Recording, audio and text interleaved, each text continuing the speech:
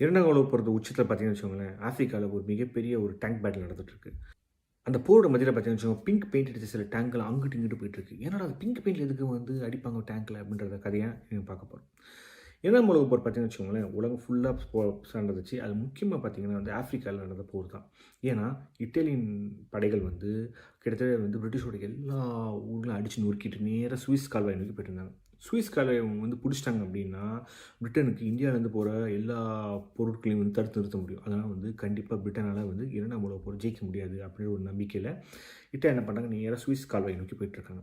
அப்படி போயிட்டுருக்க இட்டாலிய படைகள் வந்து ரொம்ப வேகமா போக முடியல. கொஞ்சம் தடுமாறுன உடனே ஜெர்மனி கிட்ட உதவி கேட்குறாங்க. உடனே ஜெர்மனி என்ன பண்றாங்க, அவங்க இருக்கிறதுல எஃபிஷியன்ட்டான டேங்க் கமாண்டரான எர்வின் ரோமன் அனுப்புறாங்க. எர்வின் ரோமன் கூட சேர்ந்து அவங்களோட பேன்சர் டேங்க்ஸ் அனுப்புறாங்க. அவங்க வந்த உடனே பார்த்தீங்கன்னா, இன்னும் உத்வேகத்தோட வேகமாவும் போக ஆரம்பிச்சாங்க.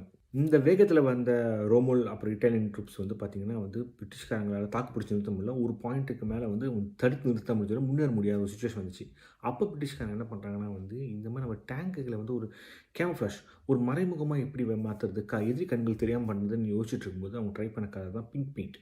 ஸோ பிங்க் பெயிண்ட் அடித்து பார்த்தீங்கன்னு வச்சுக்கோங்களேன், டேங்க் வந்து அந்த மண்ணோட கலராக கலந்துறதுனால வந்து எதிரிகளால் அவ்வளோ சீக்கிரம் வந்து டேங்க்ஸை வந்து கண்டுபிடிக்க முடியல. அதனால் வந்து பிரிட்டிஷ்காரங்க ஒரு அட்வான்டேஜ், ஒரு எட்ஜ் கிடச்சிச்சு. இந்த போர்ல பார்த்தீங்கன்னு வச்சுக்கோங்களேன், இந்திய சிப்பாய்களும் வந்து பயங்கரமா சண்டை போட்டுருக்காங்க. முக்கியமா வந்து எல் அமீன் அப்படின்ற ஒரு ஊரோட பாதுகாப்புக்காக வந்து நெறைய பேர் இந்தியாவிலேருந்து போய் அவங்க உயிரையும் மாய்ச்சிருக்காங்க.